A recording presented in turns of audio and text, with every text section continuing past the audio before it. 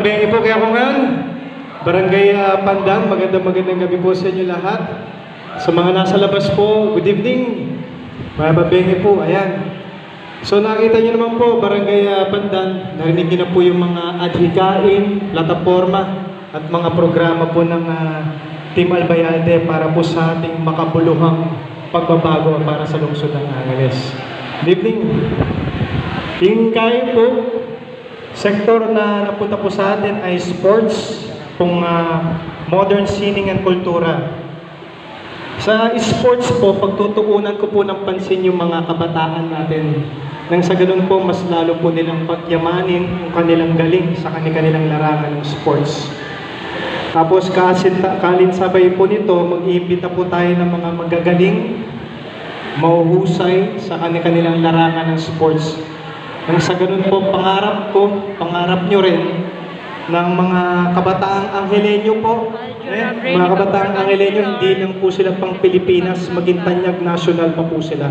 Pang buong mundo na po yung Ayan.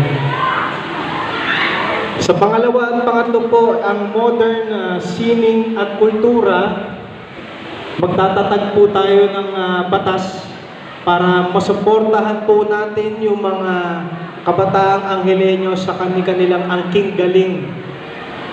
Ibig ko pong sabihin, magkakaroon po tayo ng seminar at workshops dito sa Angeles sa mga gustong maging writer, director, singer, dancer, actor. Ang background story ko po kasi dyan kung bakit gusto ko po siyang itatag. Noong nag-aaral pa po ako, 12 years old, kailangan ko pa pong pumunta ng Maynila. Bumabiyahe po ako weekly, Saturday and Sunday, para mag-aral po ng singing, dancing, and acting. For 4 years, 4 na taon ko pong ginagawa yan, 12 years old hanggang 16 years old.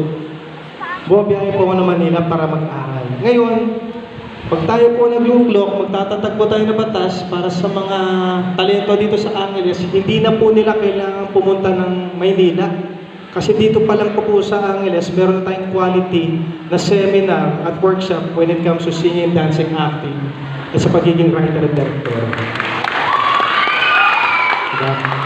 Yan po ang aking plataforma sa pagiging konseho.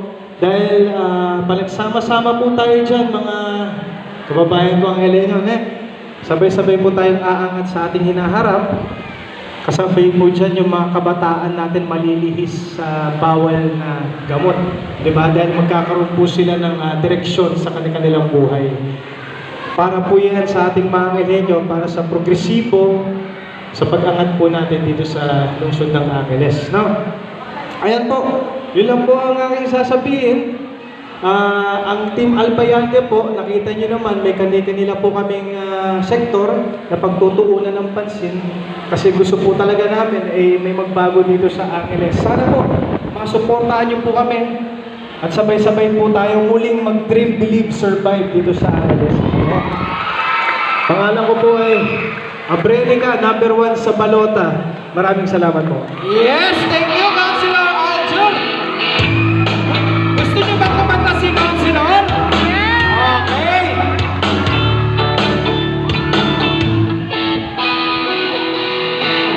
Alam mo ba, tumigat na ang puso mo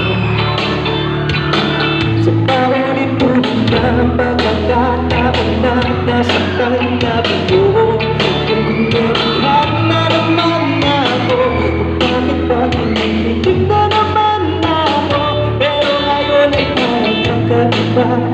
Pagkakatingin sa iyong mata, ang bubuhay ka naman. Ngayon at siya ka na, di magmamadali. Tingnan ang katabi, kung saan ang buhok ay pumuti. Di na maghahanap ng kung anong sagot sa mga tanong.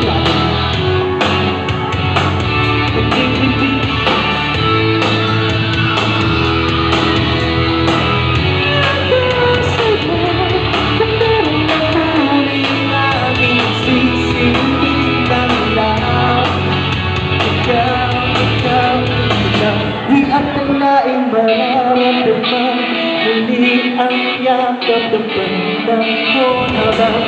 Kumakalit ang inig at sinag ang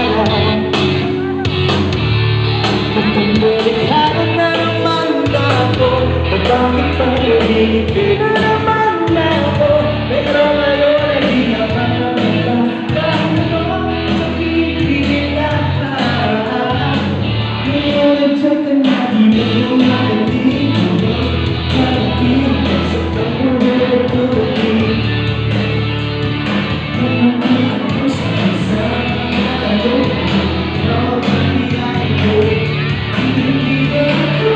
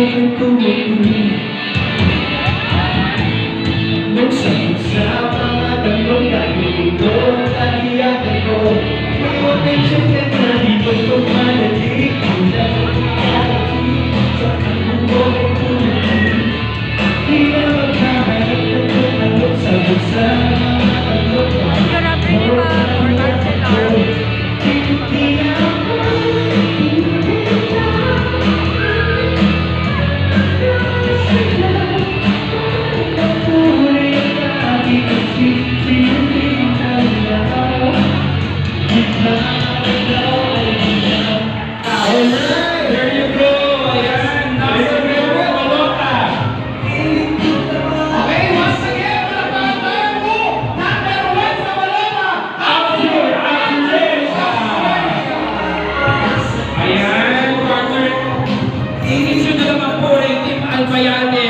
Malibang kiyang no? Mamasanting at mga lagula pa. Agree kayo po? Agree kayo?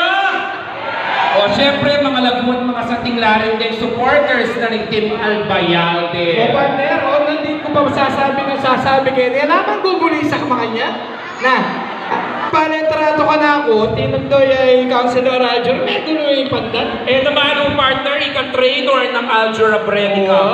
Bali yung po bang kayag ng kay Councilor Alger na may linog kayo Starstruck? Ha?